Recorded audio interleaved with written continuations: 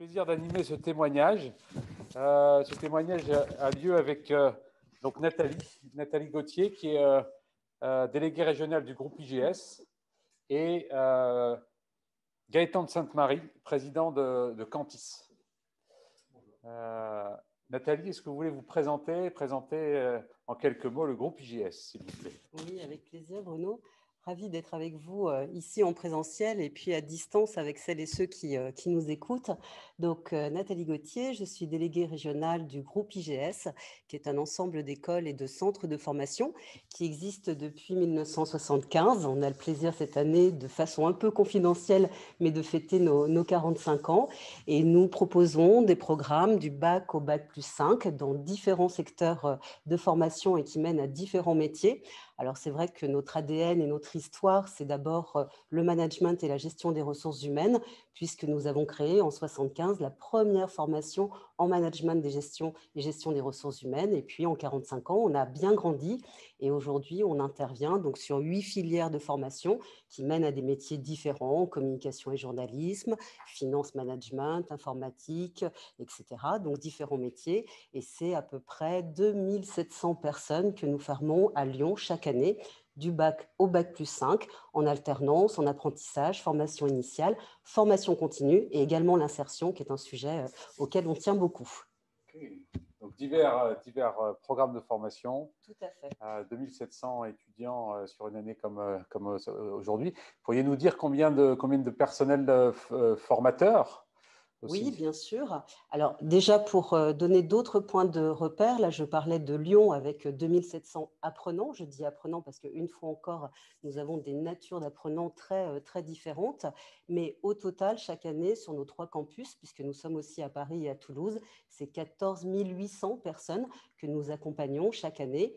Et pour Lyon, 450 pour répondre à votre question, à ta question, Bruno. On a décidé qu'on se tutoyait. Oui, pardon. Donc, à ta question, donc, à Lyon, c'est 450 personnes, des salariés administratifs comme moi, des salariés formateurs, mais aussi des travailleurs indépendants comme Gaëtan qui pourrait venir demain ou toi, bien évidemment, partager un témoignage avec nos apprenants. Ok, très bien. Voilà un peu pour contextualiser et peut-être ajouter quelque chose qui est important pour nous. Nous sommes toujours 100% indépendants. Nous sommes une confédération d'associations, loi 1901, et avec ce modèle assez unique en France aujourd'hui et auquel on tient beaucoup, même si c'est un modèle évidemment assez exigeant. Ok. Donc, statut très particulier, sous forme Oui, d'association. tout à fait, toujours. Merci. Et 100% indépendant et très attaché à nos valeurs. Ok. Gaëtan, est-ce que tu veux nous dire quelques mots de Cantis? Oui, volontiers. Bonjour à tous, Gaëtan de Sainte-Marie. Donc, je suis le dirigeant fondateur de l'entreprise Cantis, qu'on appelait avant PME Centrale. On a changé récemment de nom. Notre métier, c'est de regrouper les indépendants, justement, donc les artisans, les TPE, les PME, les ETI, les regrouper pour leur permettre ensemble d'augmenter leur performance. On a démarré il y a 20 ans en créant une centrale d'achat. Donc, notre premier métier, c'est de faire en sorte que les entreprises qui adhèrent chez nous puissent faire des économies, 27% en moyenne. Et puis, petit à petit, on a développé d'autres solutions, des solutions qui permettent aux entreprises de se regrouper pour vendre ensemble. Ça permet d'aller chercher de nouveaux clients, par exemple. Des solutions qui permettent de former leurs collaborateurs ensemble.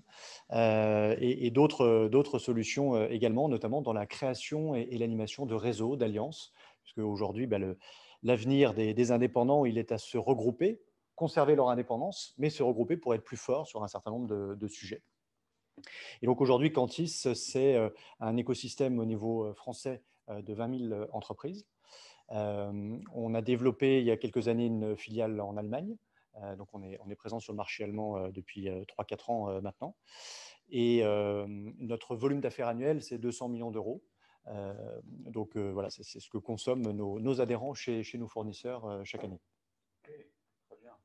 Donc là où habituellement dans le monde de l'entreprise on parle plutôt de concurrence entre chacun, toi tu as plutôt été sur un créneau de réunir les synergies au sein de diverses entreprises, diverses tailles, puisque tu vas de l'indépendant jusqu'à l'ETI, pour faire mieux ensemble et faire augmenter la performance à plusieurs. Et d'ailleurs, nos 4 premiers adhérents avec lesquels j'ai créé PME Centrale devenu Cantis au départ étaient effectivement des concurrents.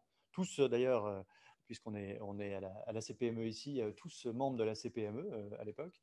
Et c'est ensemble qu'on s'est dit qu'on avait quelque chose à faire. Certes, sur les parties stratégiques, chacun reste chez soi et chacun garde son indépendance. Sur les parties moins stratégiques, ou en tous les cas, on est moins performant parce que trop petit, pour diverses raisons, et bien là, il y a intérêt à se regrouper, même avec ses concurrents, ou alors ça peut être avec ses clients, ou ça peut être avec ses fournisseurs, ou d'autres types de partenaires.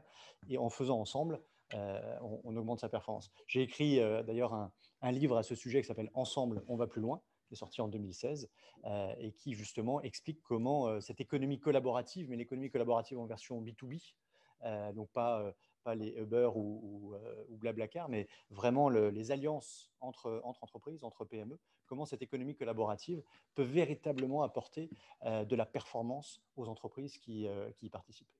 Donc là, institut de formation, organisme de formation. Comment innovation rime avec formation? Alors, comment innovation rime avec formation? Je dirais que pour nous, c'est un réflexe, hein, c'est un des rôles naturels de formateur d'aller vers l'innovation. Donc, moi, ce que je pense et ce dont je suis vraiment convaincue, c'est qu'on n'innove jamais seul, bien évidemment. Donc, nous avons tout un dispositif de réflexion et de mise en place d'innovation à l'intérieur du groupe IGES. Mais déjà, pourquoi? Alors, parce qu'on s'adresse à des publics très différents. Je le disais rapidement en introduction, hein, nous avons bien évidemment des étudiants qui viennent chercher chez nous, parfois des étudiants mineurs, des formations qui commencent au niveau bac, mais nous avons aussi des cadres confirmés qui viennent chercher chez nous des programmes de formation continue. Donc, on est obligé évidemment de s'adapter et on sait très bien qu'aujourd'hui, on n'apprend pas comme on apprenait hier et demain, ce sera encore différent. Donc, c'est pour ça que je parlais de réflexe naturel. C'est notre rôle, une fois encore, de formateurs.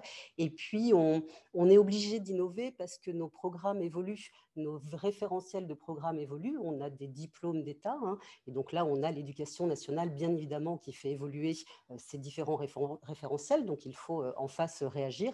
Et nous avons nos propres titres certifiés par l'État sur lesquels on doit aussi opérer des changements au niveau de nos maquettes pédagogiques. Donc, une innovation évidente, obligatoire, naturelle, de par ces deux champs-là.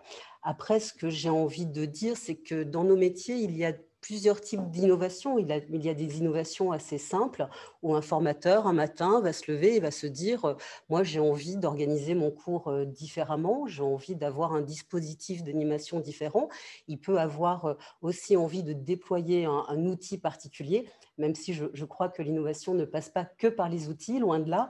Et puis, il y a aussi des innovations plus complexes où on va devoir accompagner un groupe de formateurs. Alors, pour cela, on a évidemment des experts en interne. On a un service digital learning qui va réunir, échanger, interchanger. On va embarquer également, et c'est hyper important, nos apprenants, parce qu'il faut tester nos méthodes, il faut tester nos innovations. Alors, on a plein de belles innovations, et puis parfois, on fait des tests aussi qui sont moins heureux, hein, ça peut exister, c'est normal, et on essaye d'embarquer, ça fait vraiment également partie de notre ADN, nos entreprises partenaires. On met en place des observatoires des métiers, on met en place aussi des conseils scientifiques où on va demander à vos entreprises, nos entreprises partenaires, comment elles souhaitent faire évoluer avec nous notre pédagogie et la façon aussi la plus, liée aux besoins, à la nécessité de mise en place d'accompagnement sur les compétences. Donc ça, c'est vraiment quelque chose d'important pour nous.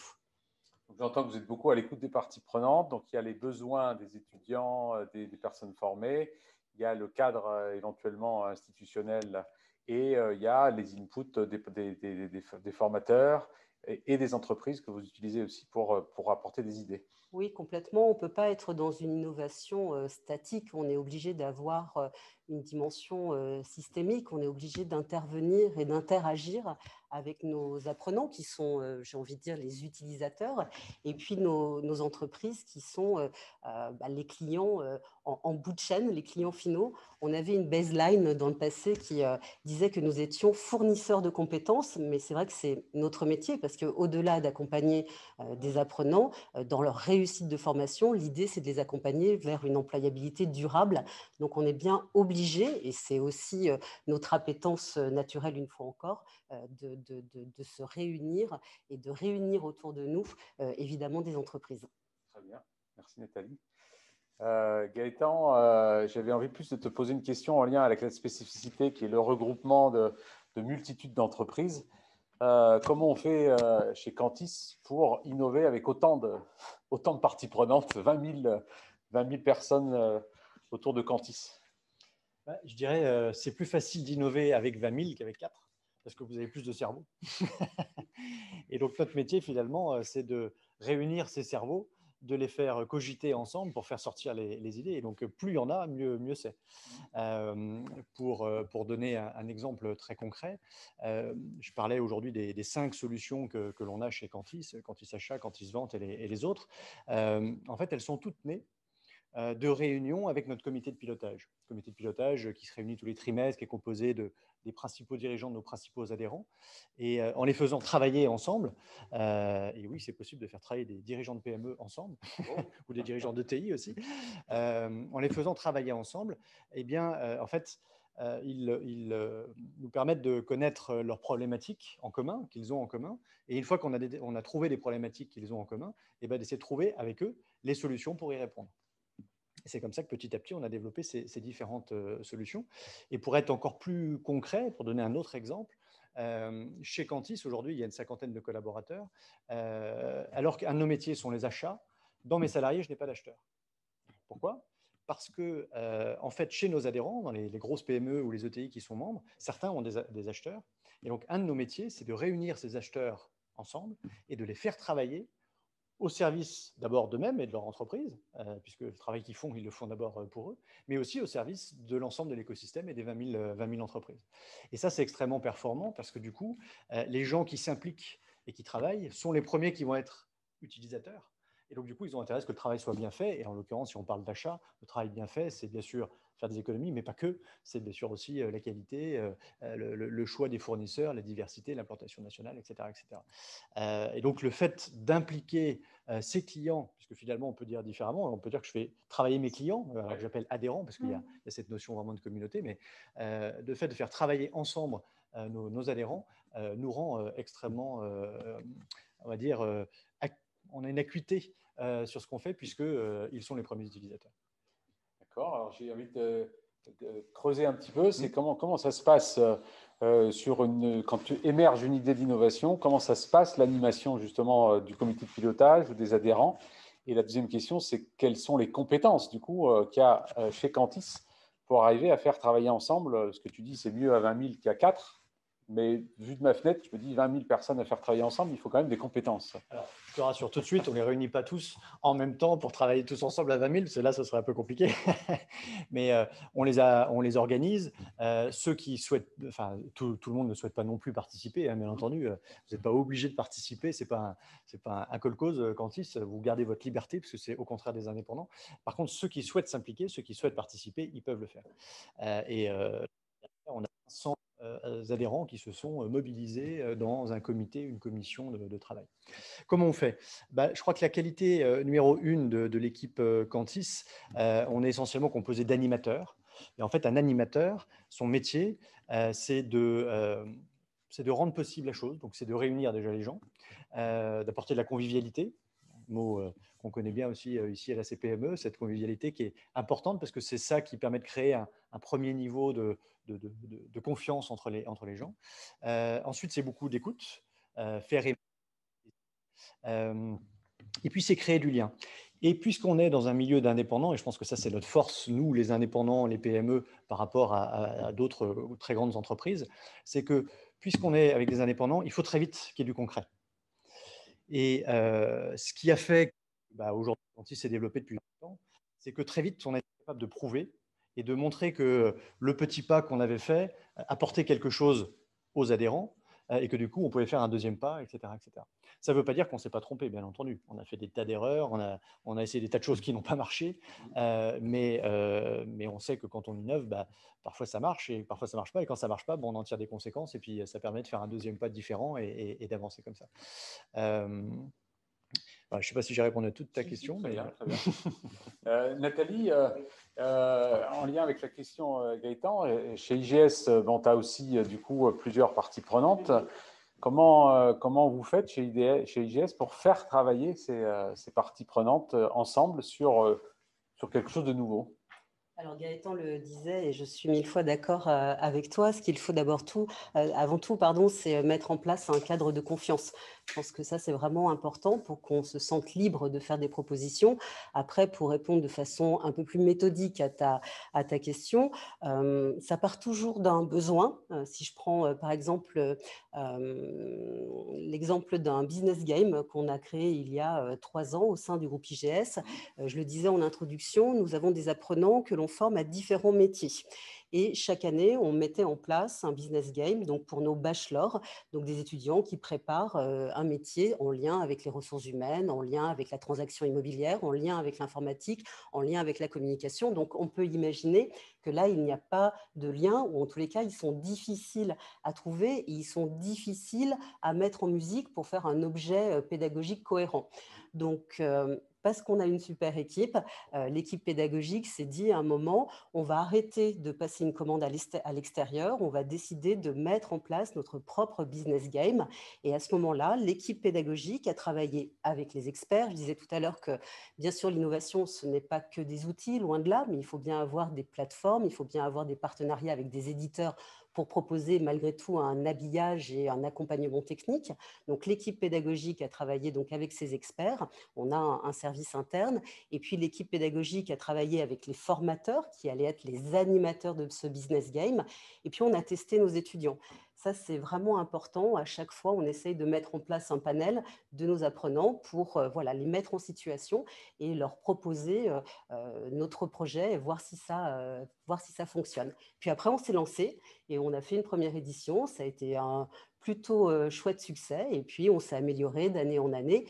Et aujourd'hui, et je trouve que c'est aussi ça l'innovation, au-delà d'être un bel objet pédagogique, c'est un super sujet de fierté interne. C'est vraiment un élément fédérateur parce qu'on a les formateurs qui ont travaillé ensemble, les équipes pédagogiques, on a embarqué nos apprenants, on a mis bien sûr en place des liens avec les différentes directions d'école, on m'a un peu sollicité et on a embarqué également, on parlait tout à l'heure de communication, bien sûr nos équipes com pour accompagner tout ceci. Donc je trouve que lorsqu'on est dans ces sujets-là d'innovation, avec beaucoup de créativité, on offre aussi un bel objet de fierté en interne.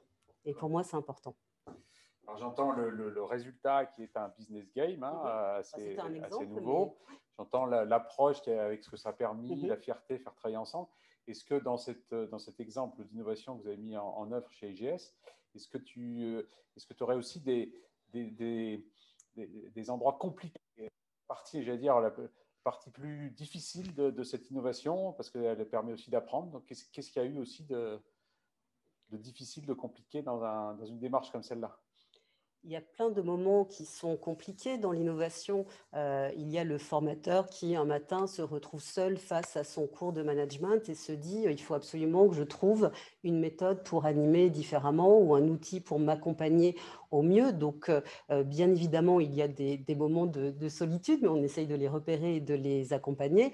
Après, je le disais aussi tout à l'heure, on s'est évidemment trompé à des moments. Si je reprends un exemple, on a créé, et ça, ce n'était pas une erreur, loin de là, un club d'entreprises partenaires avec des dirigeants il y a une dizaine d'années.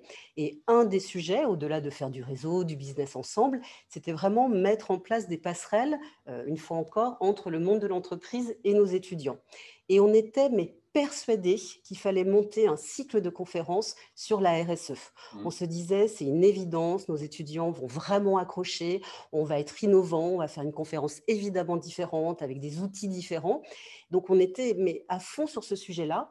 Et juste avant de le lancer, on s'est quand même dit, et je reviens au panel d'étudiants, on va leur poser la question. Là, ils nous ont dit, ouais, super, une fois encore la RSE, une fois encore des conférences, une fois encore des personnes qui prennent la parole, peut-être comme on est en train de le faire en ce moment. Et nous, ce qui nous intéresse, c'est plutôt les coulisses des dirigeants qui font partie de ce club d'entreprises partenaires. Nous, ce qu'on a envie de connaître, c'est ce que fait au quotidien un DR, une DRH, un DIRCOM. Et on a organisé quelque chose qu'on a appelé les 30 minutes chrono, où nos apprenants peuvent poser des questions en direct aux partenaires du groupe IGS.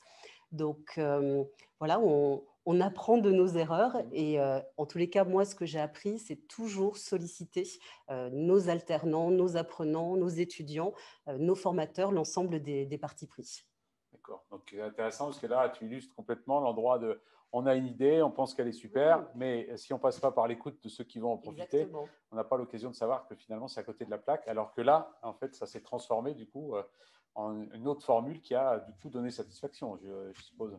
Exactement. Et puis, ce qui est bien, c'est que rien ne dure. Et au bout de quelques années, on s'est rendu compte que ce format-là ne correspondait plus non plus à nos étudiants. Et en ce moment, donc, la meilleure des innovations, c'est toujours celle qui arrive. On est en train de réfléchir à un autre exercice qu'on va demander à nos entreprises partenaires pour là aussi mêler nos apprenants et nos entreprises, mais sur un format différent. Je ne peux pas encore en parler puisqu'on est au tout début. Là, on est au niveau de l'idée, on n'est pas encore dans la fabrication et on testera bien sûr cette idée avant de la présenter et de la déployer. Okay, très bien. On est quand même dans une situation un peu particulière hein, cette année, depuis un certain temps.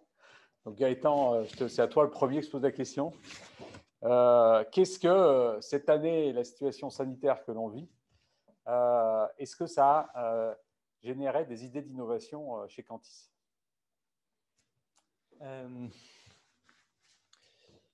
Est-ce que ça a généré des nouvelles idées? Non. En revanche, ce qui est étonnant, c'est l'accélération que ça provoque parmi des choses qu'on avait déjà pu initier. Ne serait-ce que le thème des alliances qu'on a déjà évoqué au début, le fait de se regrouper pour être plus performants ensemble. Quand on a lancé ça il y a 20 ans, c'était innovant. Il y a encore quelques mois, quelques années, ça pouvait paraître étrange à certains. Je crois qu'aujourd'hui, c'est extrêmement à la mode. Et donc, j'espère que ça va continuer à nous pousser, à pousser nos alliances, nos réseaux de PME dans les prochains mois, prochaines années.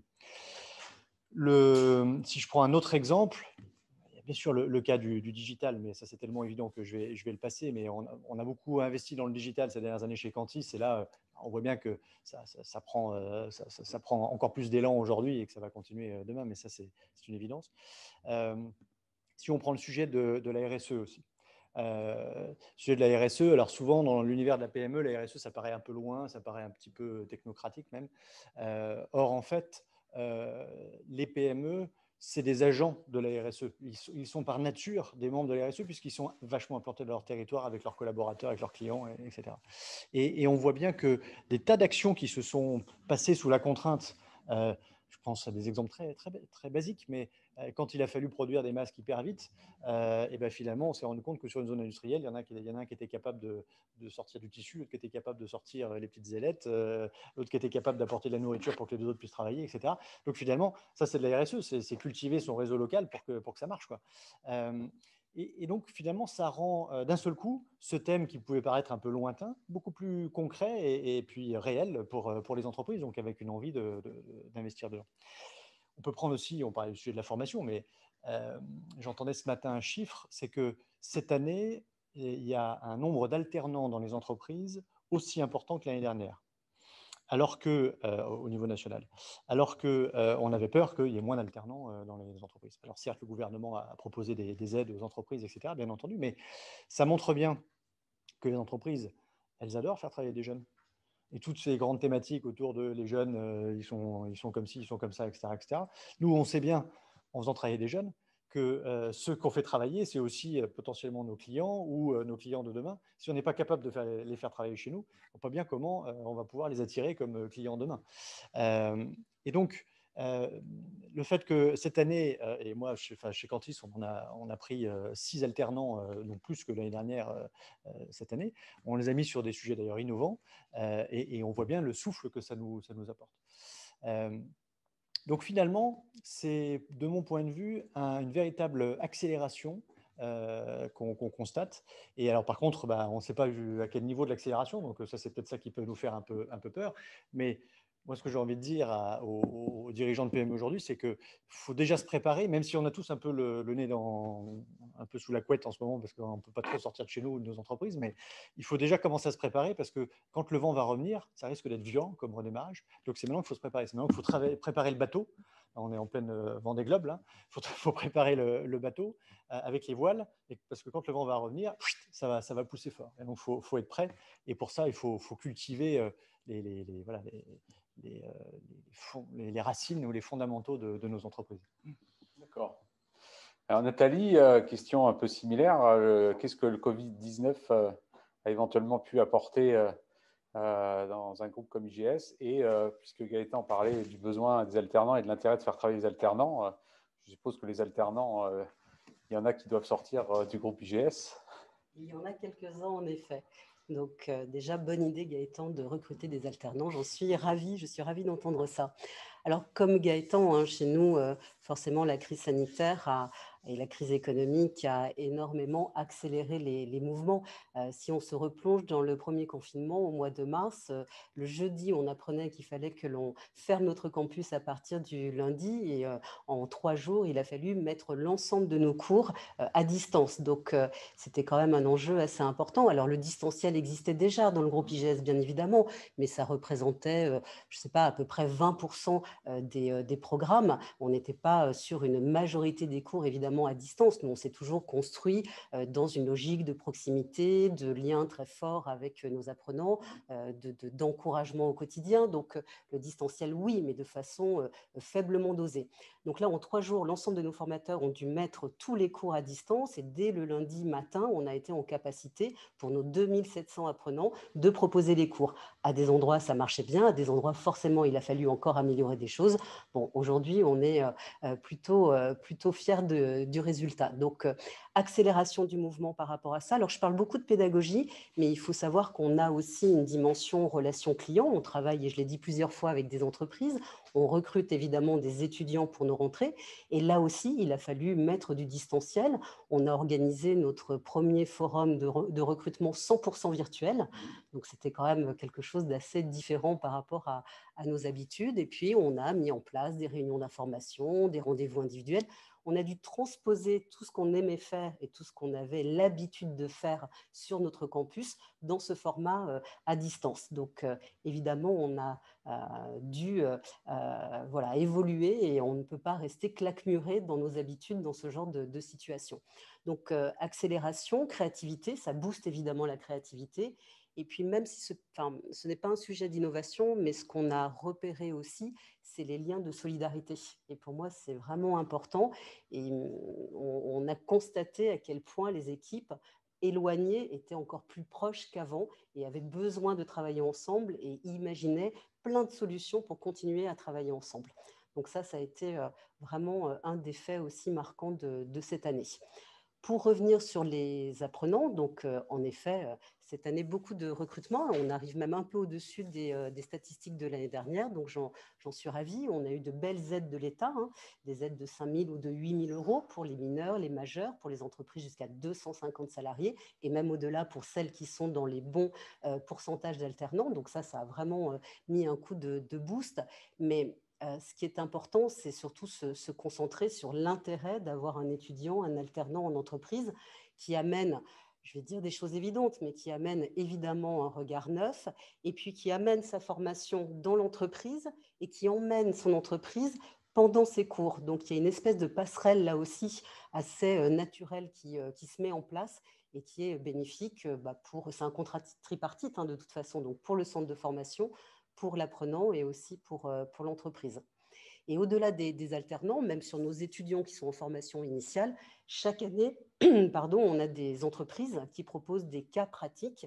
Et là, on demande à nos étudiants de mettre un peu un costume de consultant et d'aller vraiment de l'idée à la préconisation jusqu'à une présentation en entreprise. Donc, réel intérêt, évidemment, d'intégrer des étudiants, des alternants en entreprise. Alors, 2 questions pour vous deux, et puis je laisse répondre comme vous le souhaitez. La première, c'est, on parle beaucoup de distanciel, on est dans du distanciel là, dans cette expérience-là. On peut parler beaucoup des inconvénients du distanciel, on les connaît, hein, on ne voit pas les gens qu'on a en face de nous, là, on sent beaucoup moins le contact. Mais j'aimerais savoir si vous voyez, si vous avez découvert des avantages aussi, si ça a permis justement de découvrir que ça a apporté des choses. C'est la première question. Et deuxième, c'est est-ce que dans ce fonctionnement distanciel qu'on est amené à beaucoup plus connaître et peut-être qu'on va amener à plus développer, est-ce que vous auriez des besoins justement d'innovation en disant tiens, il y a quelque chose là, si on trouvait une innovation pour répondre à ce besoin-là et pour faire encore mieux du distanciel. Voilà. Je vous livre ces deux questions. Vous pouvez répondre aux deux, à l'une des deux, comme vous voulez. Je veux bien commencer. Sur les avantages, finalement, ils sont nombreux. Hein, et pourtant, je suis bien entendu le premier à défendre le contact humain et moi, je me nourris de ça. Donc, mais bien entendu, ça présente aussi des avantages. Je vais forcément en oublier plein, mais si j'en liste quelques-uns, un des avantages, c'est qu'on gagne du temps. Un autre avantage, c'est qu'on pollue moins la planète parce qu'on prend moins sa voiture, ou moins l'avion, ou moins le train, etc. Un autre avantage aussi, je trouve, peut-être plus profond, c'est que mon sentiment, c'est que ça redonne de la valeur à la valeur travail.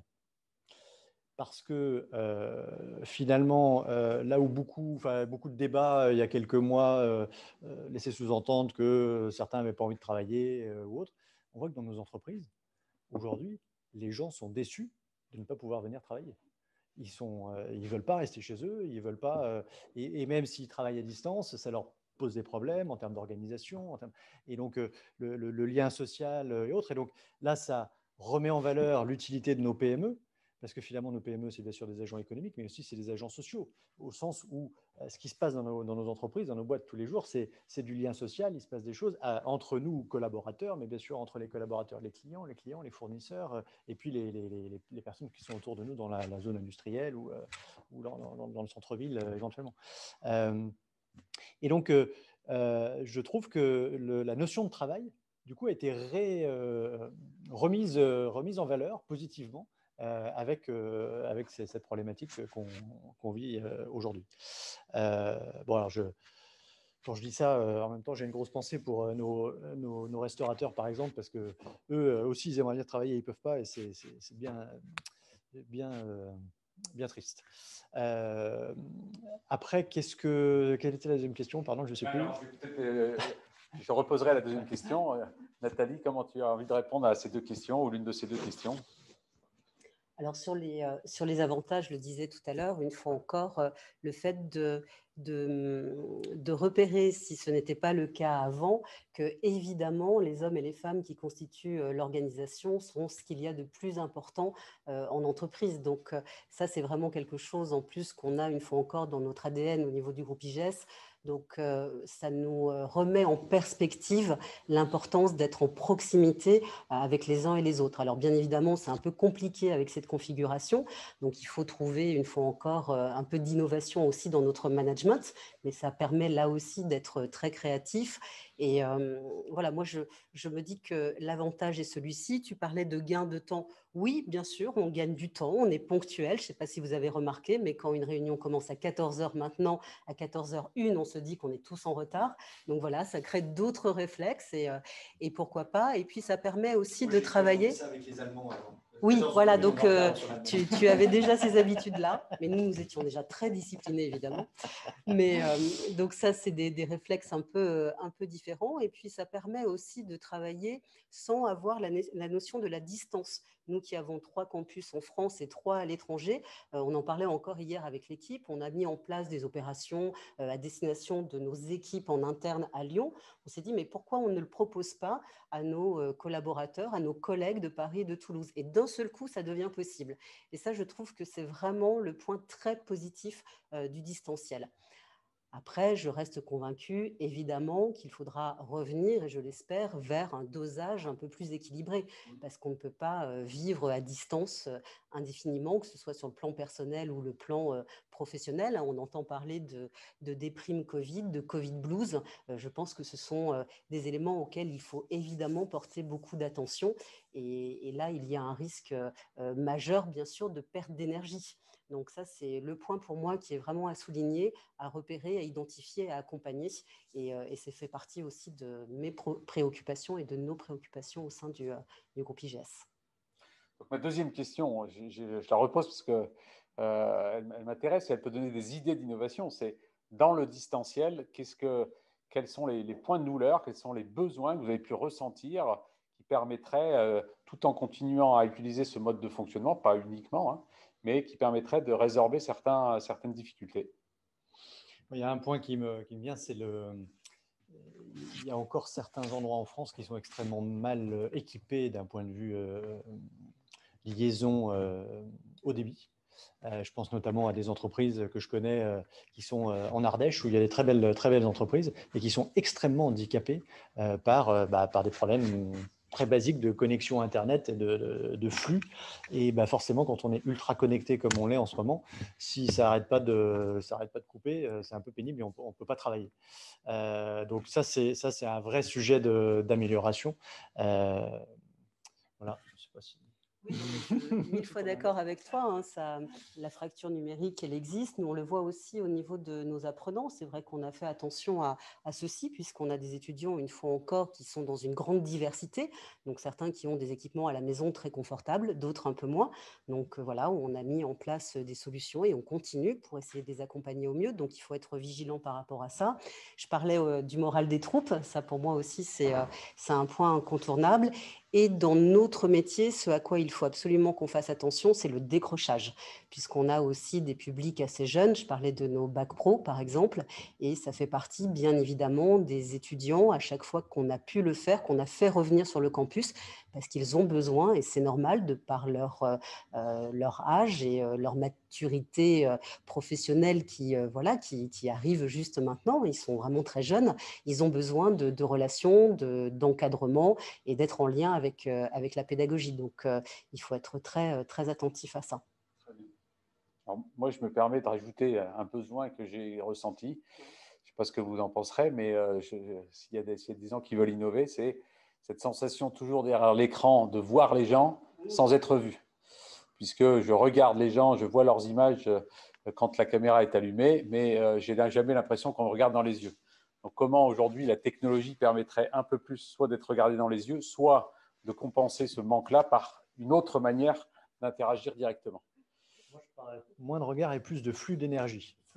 Quand on fait ça, il n'y a pas d'énergie qui passe à travers l'écran et ça manque. C'est vrai que ce sont des modèles un peu statiques du coup. Moi, je me souviens après le premier confinement, on avait notre réunion du personnel qui était programmée. Donc forcément, on s'est posé la question, est-ce qu'on la maintient ou pas?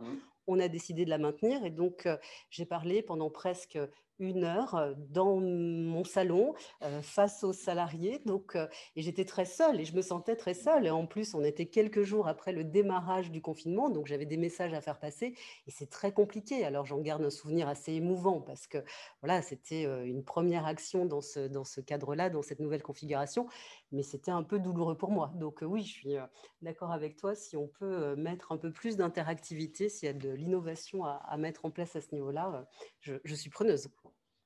Est-ce que je peux m'autoriser une dernière question ou est-ce qu'il faut qu'on termine dans la minute? Je peux. Alors, bien sûr, quand même, la question la plus importante par rapport à l'événement d'aujourd'hui. Aujourd'hui, on est sur un événement CPME Camp qui s'appelle Innovation for Good, l'innovation pour un monde meilleur. En tout cas, c'est ma traduction. Je ne sais pas quelle est la traduction de la CPME, c'est la mienne. Chez Cantis, dans le groupe IGS, comment se reflète cette orientation d'innover pour un monde meilleur? Il n'y a pas de bonne réponse, hein, c'est ce que vous en sentez dans chacune de vos entreprises. Je vais répondre sur 2 aspects. Le premier, c'est, Nathalie l'a évoqué d'ailleurs un petit peu tout à l'heure, c'est la fierté, l'engagement qu'ont les gens à participer. Et donc, dans ces modèles collaboratifs de co-construction, en fait, ça redonne énormément de fierté aux gens de participer à ce style de projet. Et donc, ça, c'est for good. Et puis, je répondrai sur un deuxième axe, c'est qu'il se trouve que juste avant le confinement, j'ai repris avec mon père un domaine viticole dans le Jura. C'était une très bonne idée de reprendre ça juste avant le premier confinement. Mais ceci dit, ça nous a permis d'innover. Oui, le vin jaune, par exemple. Ça nous a permis d'innover. Et alors, plus sous forme de blague d'abord, mais par exemple, là, on est en train d'organiser une dégustation pour une entreprise qui nous a demandé une entreprise d'une centaine de personnes qui est installée à Paris, à Lyon, à New York et en Californie. On va organiser une dégustation de vin digital. Et donc, on va faire découvrir des vins français du Jura à des Californiens ou à des New-Yorkais.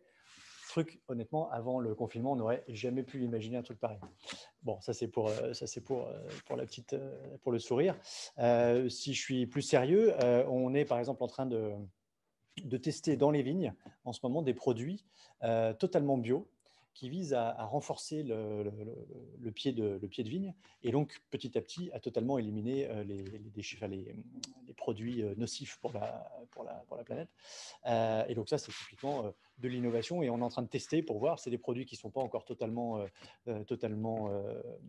qui sont en cours de test, pour reprendre le terme. Donc ça, c'est aussi, ça fait partie des choses intéressantes dans l'innovation pour le bien de la planète, pour le coup. D'accord. Nathalie, est-ce que tu aurais des réponses à ce qui concerne le groupe IGS?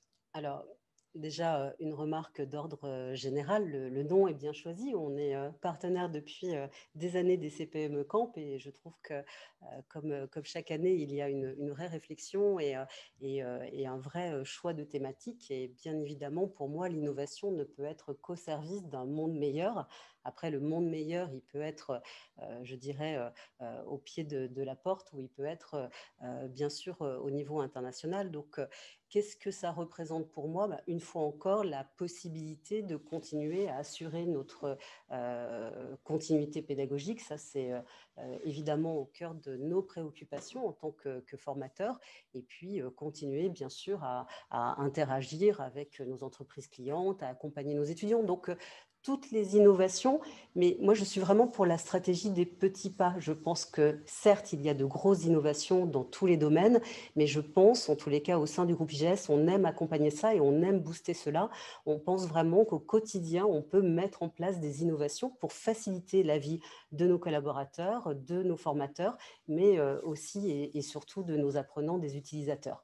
Donc, je n'ai pas d'exemple particulier, tu vois, pour répondre à ta question d'innovation, je dirais, fantasmée que j'aimerais mettre à disposition de nos apprenants. Mais ce que je souhaite en tous les cas, c'est qu'une fois encore, l'innovation soit au service de tous pour améliorer le quotidien. Et nous, améliorer le quotidien, c'est accompagner une fois encore nos apprenants vers leur employabilité. J'aime beaucoup. En conclusion, je dirais l'innovation, quelquefois on pense c'est faire des grandes choses. Tu nous rappelles que ça commence par des petits pas. Et un premier petit pas, peut-être de commencer par un pied de vigne. Parfait. Ça me fait bien aussi.